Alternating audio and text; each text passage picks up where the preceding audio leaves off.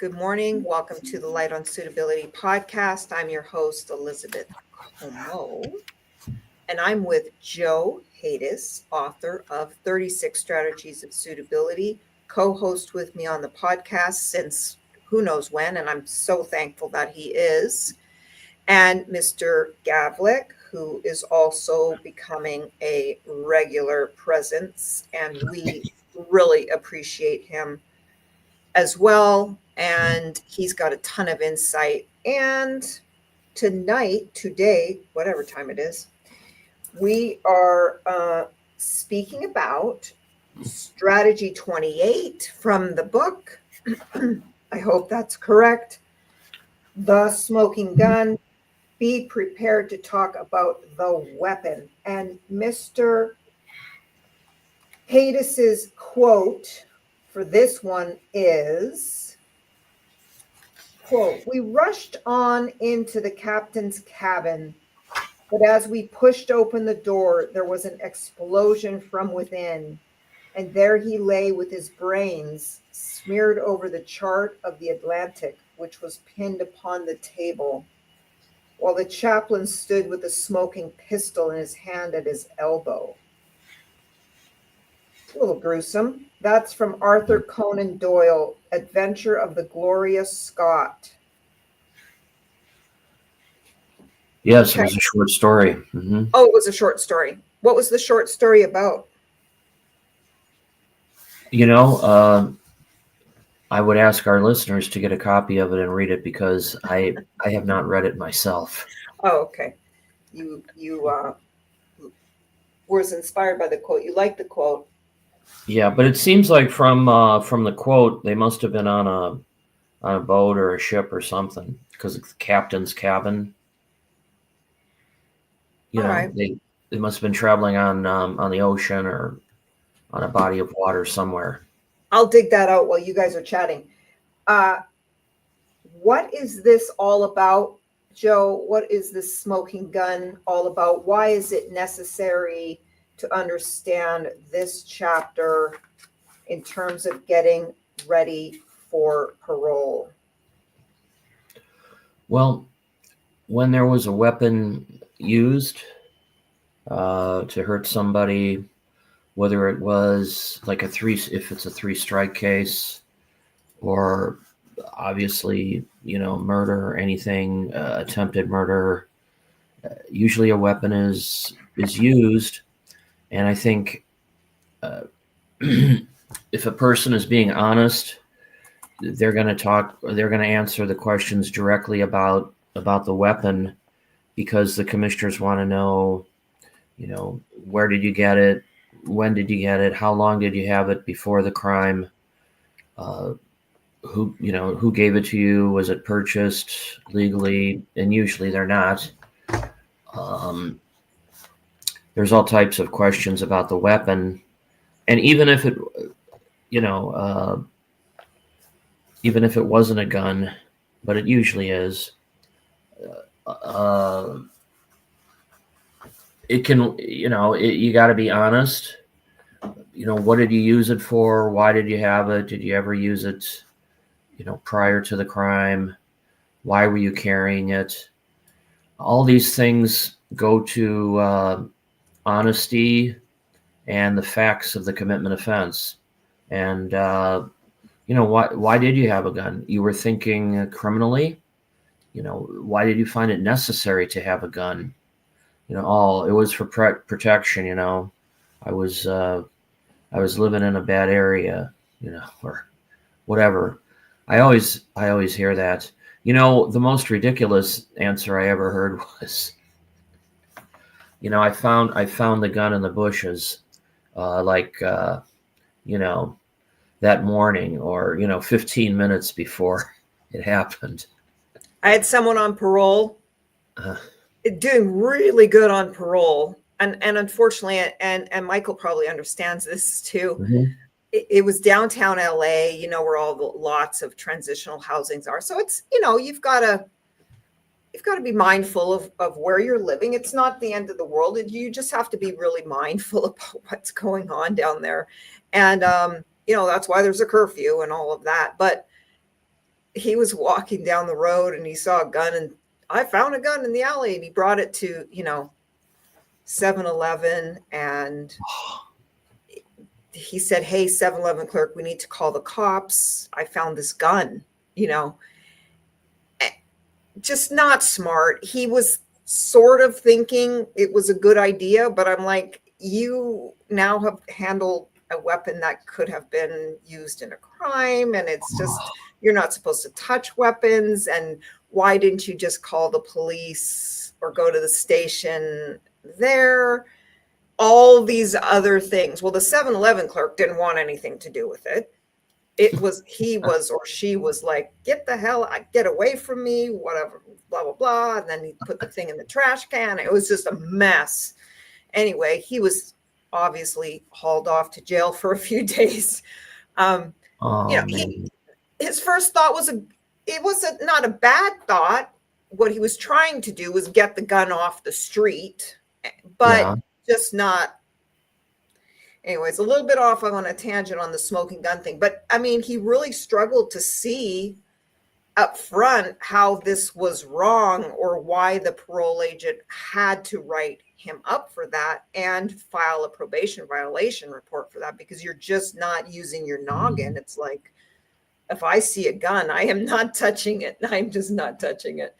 So I'm no saint. I'm not the brightest bulb every single day of the week, but it's just kind of a natural thing that we have. It's like, okay, I'll drive to the police station and tell them I drove by and I saw a gun, or some other method, in particular when I'm on parole. But anyway, Michael, I know we got off on kind of a tangent, but it's sometimes fun to get off on a tangent. Any thoughts on that particular issue?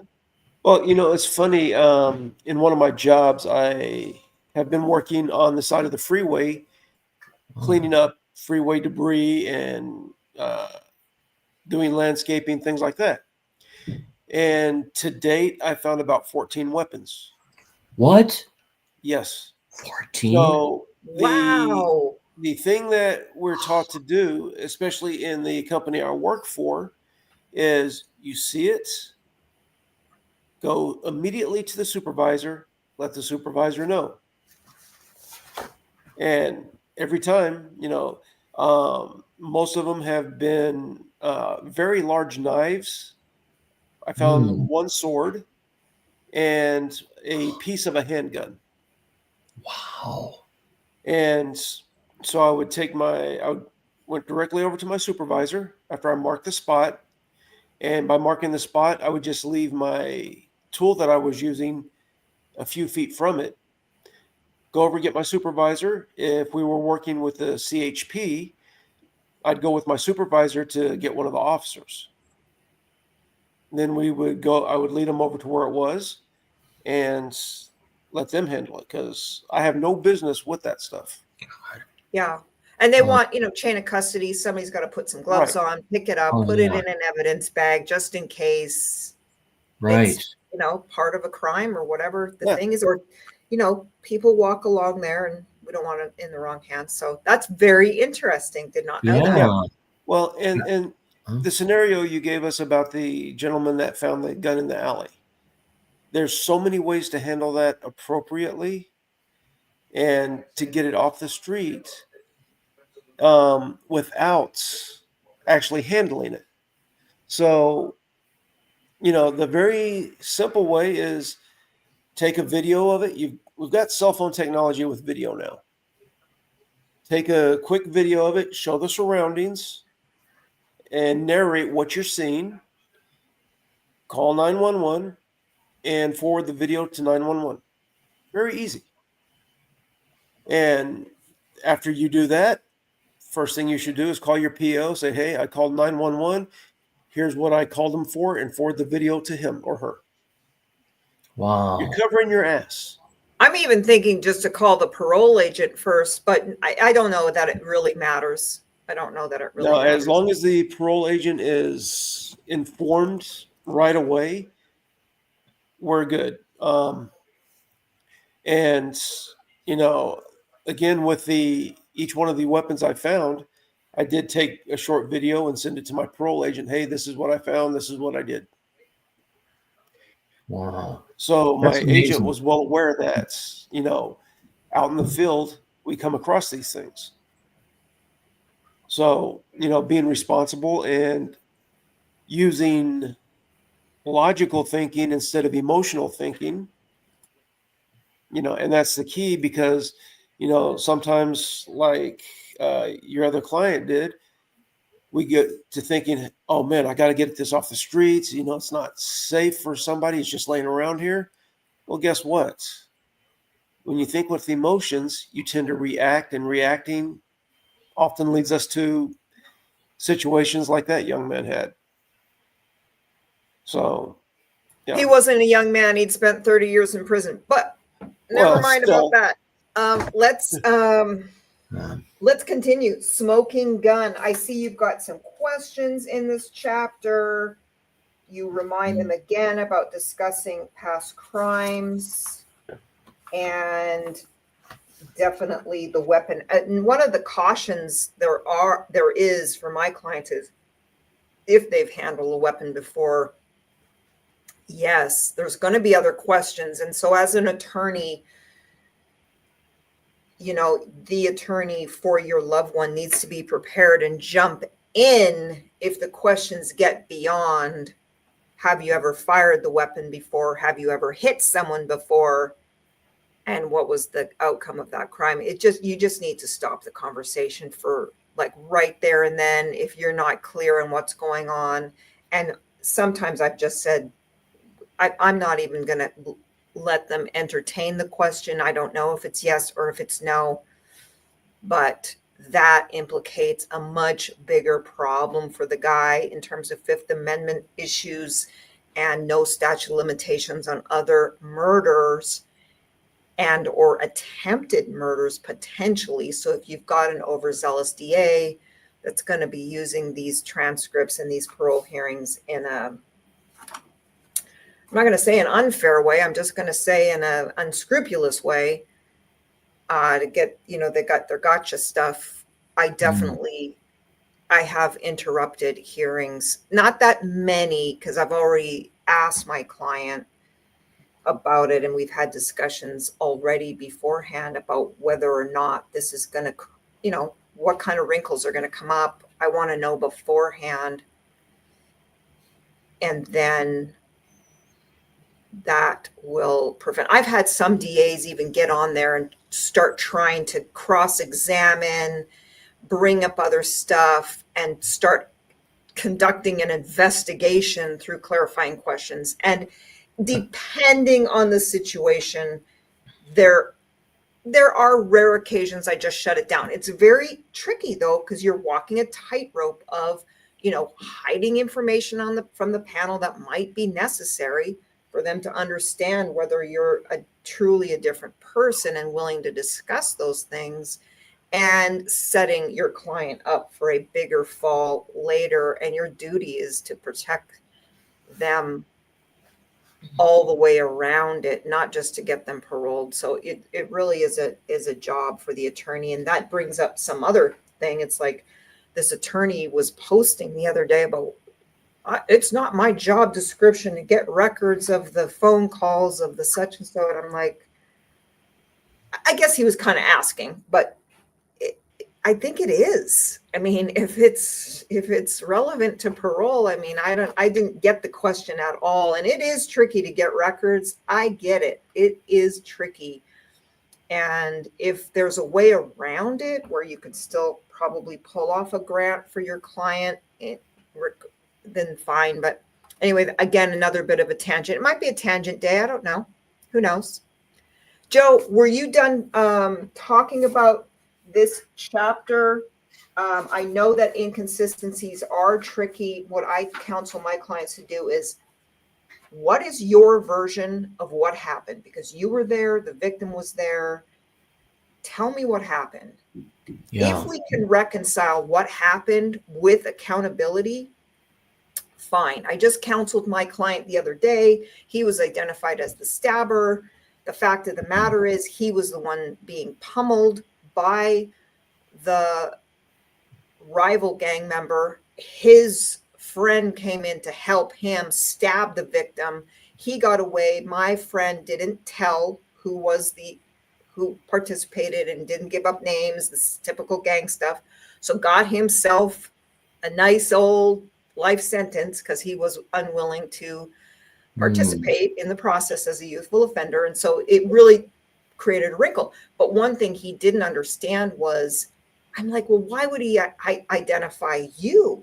You know, and we started talking. It's because his friend, as they were walking away, got all nervous going, oh my God, I stabbed the guy. And then my client was like, you did what? And he said, I had to. You were getting the worst of it. So I stuck him in the back and I took you up and we took off.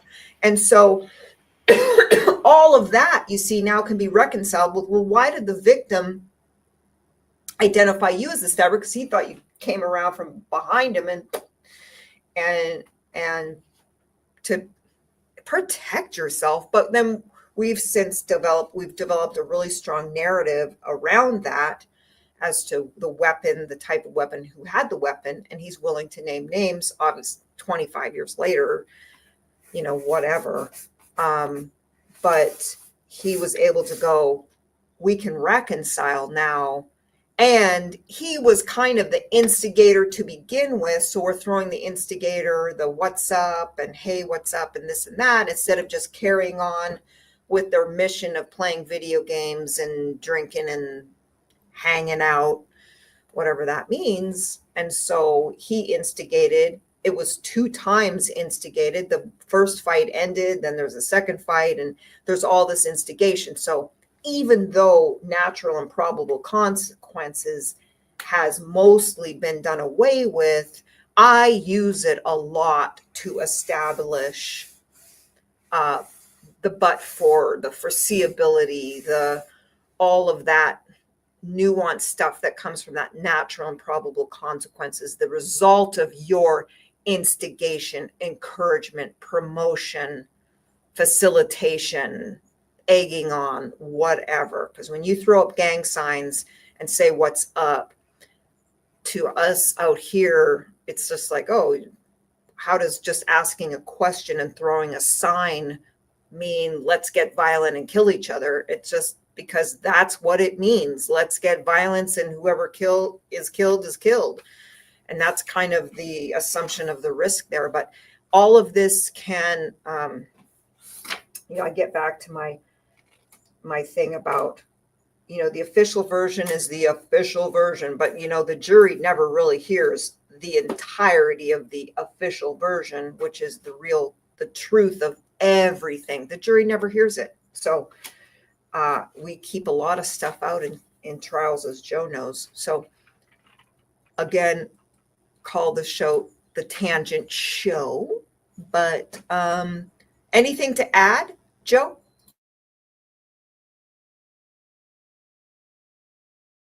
Take yourself off mute, and then we can hear your fabulous voice. Sorry about that.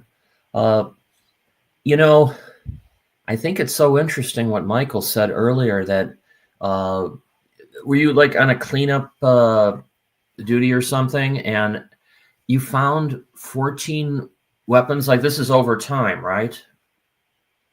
Oh, now you're on mute, so we got that going around. Yeah, it was over time. It was over a period of about 4 months.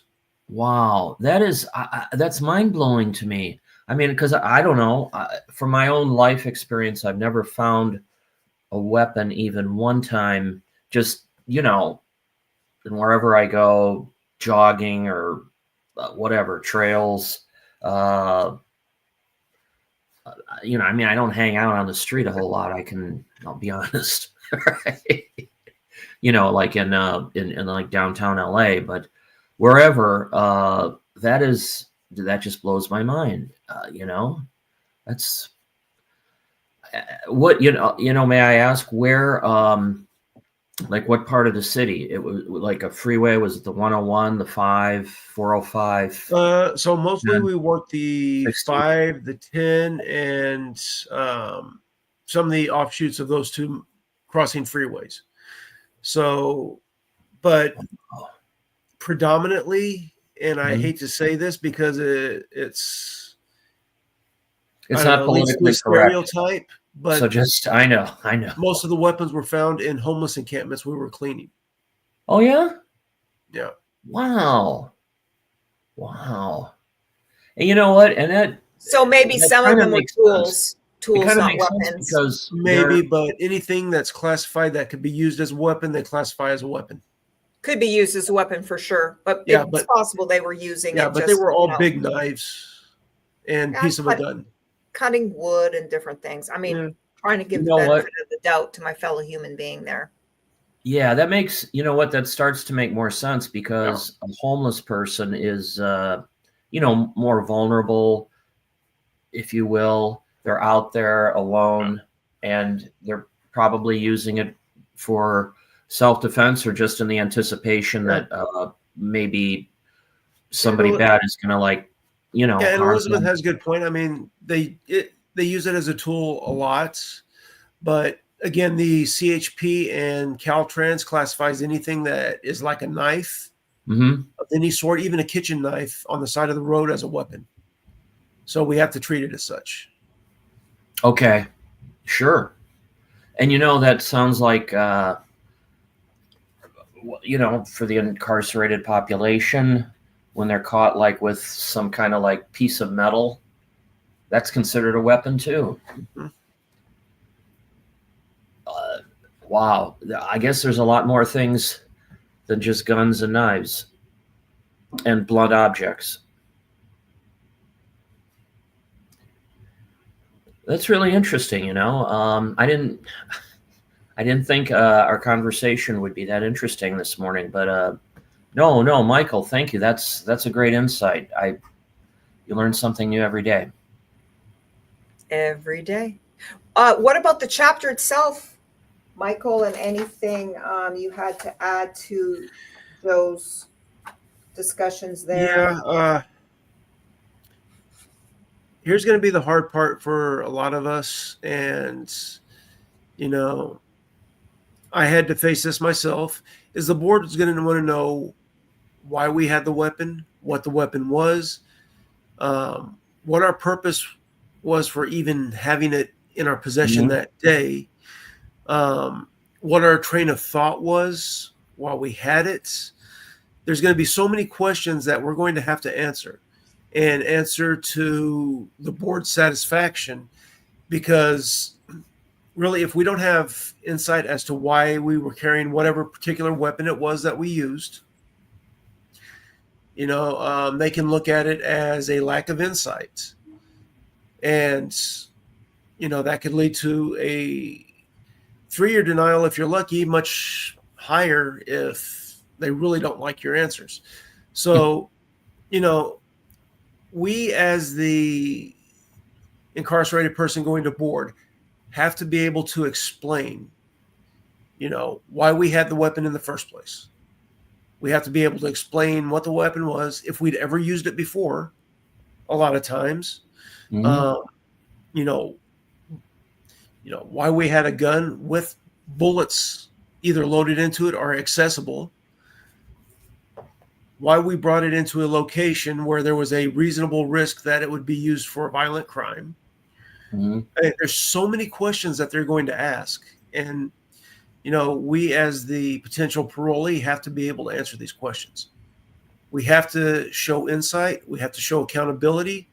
And really, we have to show honesty.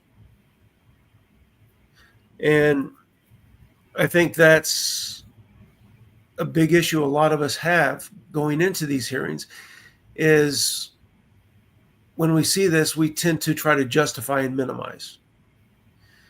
And I mean, really, let's face it, when we go into a situation to where there could be possible violence and we knowingly carry a weapon, there is no true justification for that, because we're putting ourselves in that situation a lot of times. So even if we're carrying a weapon, anticipating that there may be violence, we're already thinking like a criminal. Mm. So, we have to really face our train of thought back when we committed the crime and be able to, I'm not going to say justify, but explain what we were doing, why we had it, from top to bottom. Even why did you buy the weapon? You know, I was asked that in my first hearing. Well, why did you buy a firearm? Why did you need it? It's something we have to answer and we have to be accountable for. Because, again, just like the rest of our decisions in life, it had a negative consequence for us and the people that we were involved with. You know, for me, that handgun that I had destroyed a life by murdering a man, and then all these other lives connected to it were destroyed by that handgun in my possession that I chose to use. We have to answer for this. Yeah. And we have to put aside all of our own denial, our justifications, our minimizations, and just own it. But again, like Elizabeth said too, if there's something that could, tie them to something else, listen to your attorney and follow your attorney's directions, because, you're here for the board. You're not here to get retried or reinvestigated by the DA. So again, pay attention to your attorney and be forthcoming with your attorney. Don't hold anything back.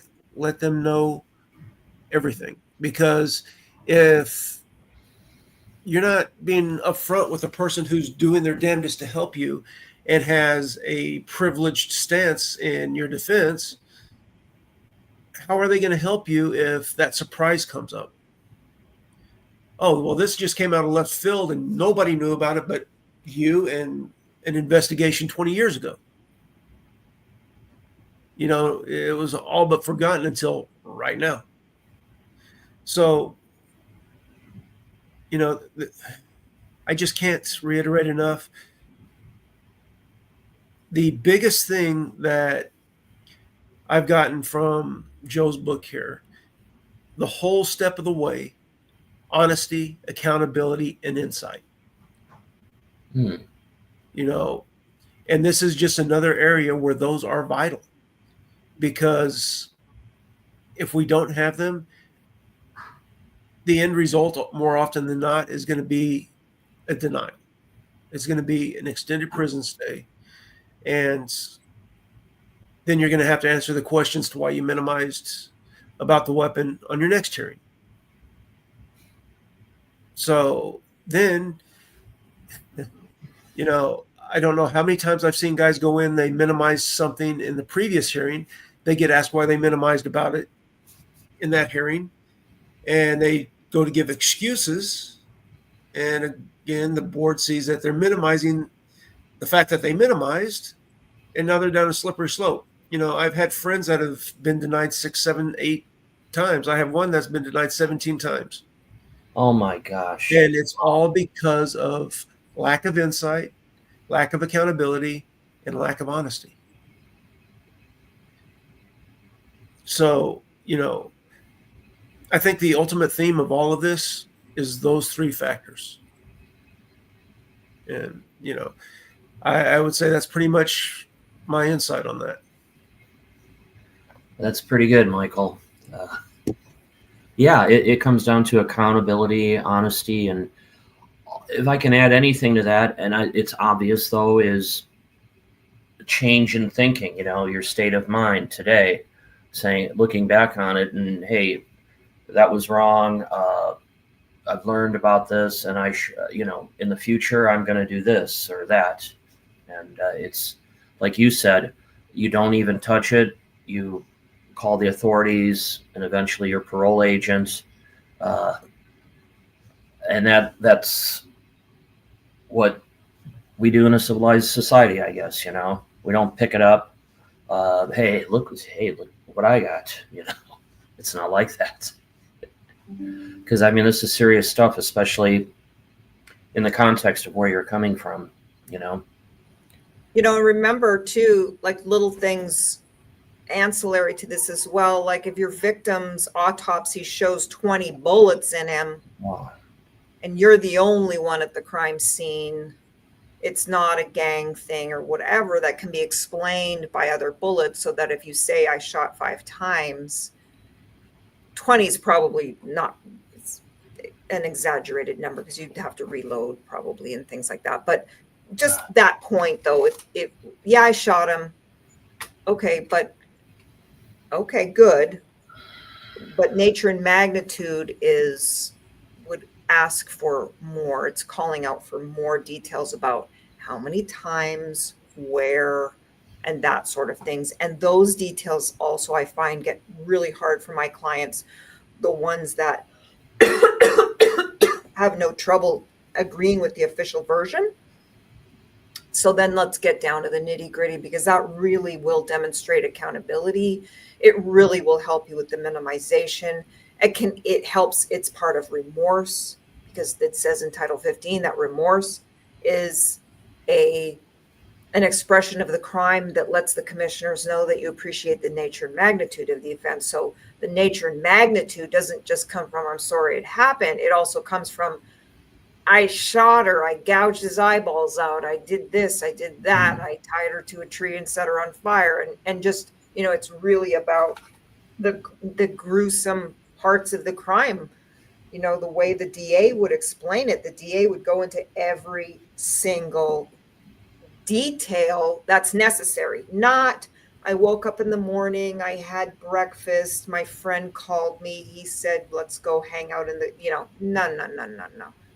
Let's get to the facts of the crime, because I find that deflection is another way. I know it's very nervous and everything. It's very nerve-wracking to get up there, but I work a lot with my clients on just practicing getting to the crime. Even when you hear a question like, well, what would they ask? Instead of what happened on the day of the life crime, they might say, what was going on the day of the life crime, or some other vague question. I always counsel my clients, just unless it's very specifically asking you for the backstory, get to the crime. Pretend that they've asked you what happened on the day of the life crime. And by what happened on the day of the life crime, the nitty gritty about the smoking guns and all the other stuff pertaining to what makes you guilty and what happened to the victim, solely because you really are just not going to be faulted. If they ask you that kind of question and you come leading out with really strong accountability, nature and magnitude type of stuff without having to say nature and magnitude, they'll get it that you appreciate the nature and magnitude by how you describe it. And really practice that. You're not going to get faulted for, you're not going to be dinged for minimization. And then if they were really seeking the backstory, then you'll know it, because they'll ask you a question. Well, what were you guys doing that morning? That's clearly a question about the backstory. But if it's more vague, I always instruct, some listen, some don't.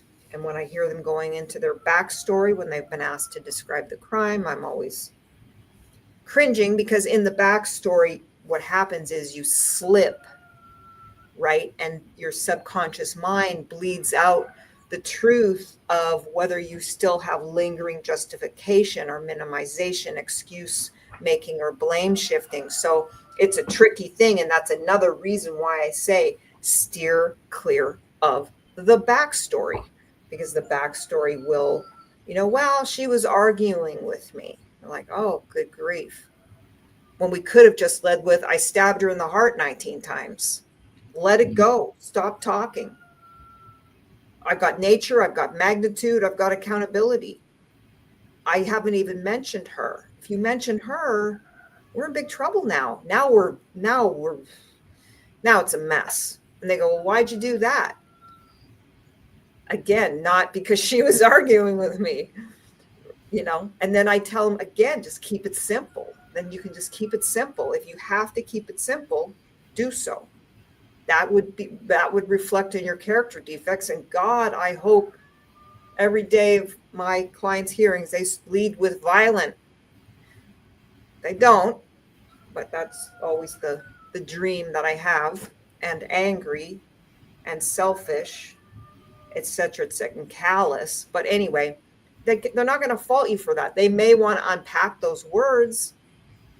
How did you arrive at that? Well, you arrive at that through examining causative factors. But anyway, more tangents. But it's really important. I think the smoking gun, again, is just saying we've got to let them know we know every single thing we've done.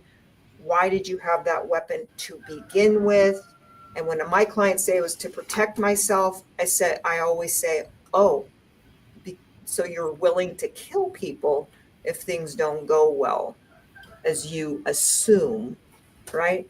And then they stop and they're like, I guess so. Yeah. I mean, well, no, well, this and that and this and that. But the ones that are truly humble go, yeah, it's going to be, it was, do or die kind of thing, selfish attitude. Why was your life more important than the other guys? Again, it's a question that does stop a lot of my clients in the track. Stop them in their tracks unless they're really humble to the process, and then they can go back to character defects and say, because it's all about me. Alcoholism, it's all about me. Always all about me.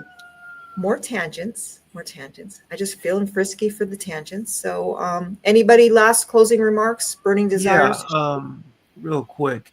And you got on a point, get in, do your accountability, be straightforward, show the magnitude of the crime and everything. But when they ask a specific question, just remember too, they have certain questions in mind that they want answered. But if you go on and you go off on this long tangent about this is what led up to that, you open the door to a whole lot more questions that may not have been asked. Just a thought. That's right. Yeah, you open a Pandora's box of possibilities, and usually they're not good ones. Never good. I'm always telling my client, get the answer their question, shut up and wait for the next one. Exactly. A direct reply to the question, Yeah. and obviously an honest one, but directly answering the question and move on. There's nothing more frustrating to a commissioner trying to pulling teeth to get the answer to a question, and then they just move on. And I think to myself, well, this isn't going to be a grant today. And it's very easy to see what grants are coming and what denials are coming. Yeah, even I can see that.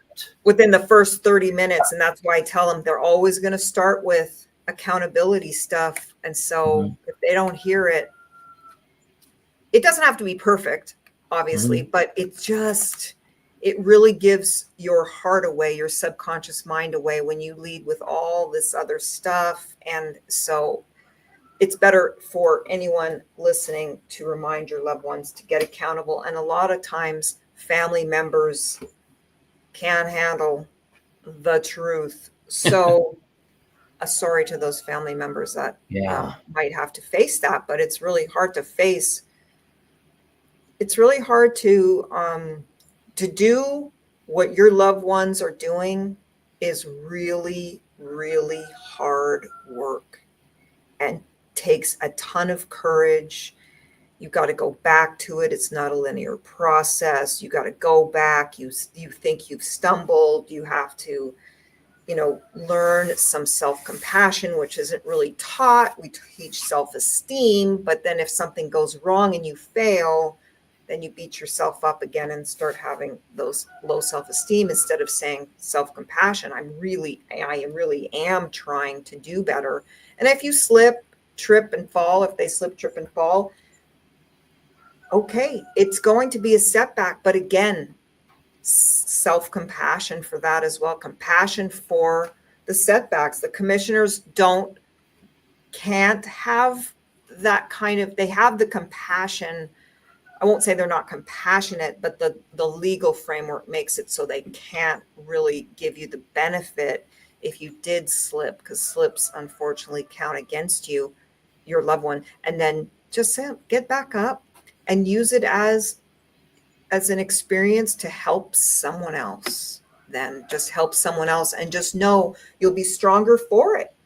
You'll be stronger for it because you're going to leave way stronger, because whatever it was you needed to learn hadn't been learned yet. And so you want this instant gratification from the grant of parole. Maybe, that was a signal, a message, or whatever telling you more work to be done, whether you do it in that cell in the dorm or whether you do it on the outside. It has to be done. It will have to be done. It doesn't matter where you reside. Yeah, and Elizabeth, talking about all the times we fall down, there's an old saying, the measure of a man is not how many times he falls down, but how many times he gets up. Yes, excellent. It's good words. It's really important words for all of us, Yes. In particular, me. So anything, if nothing else, we are going to next week talk about remorse.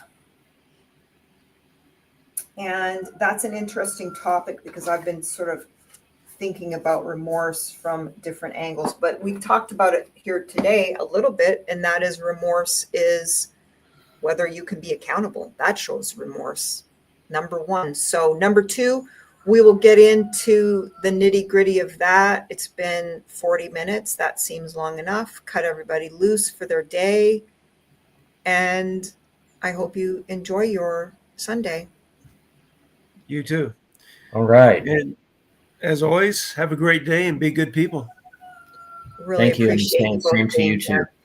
Absolutely. Really appreciate it. Yeah. All right, guys. Thanks, you guys. Okay. Bye-bye.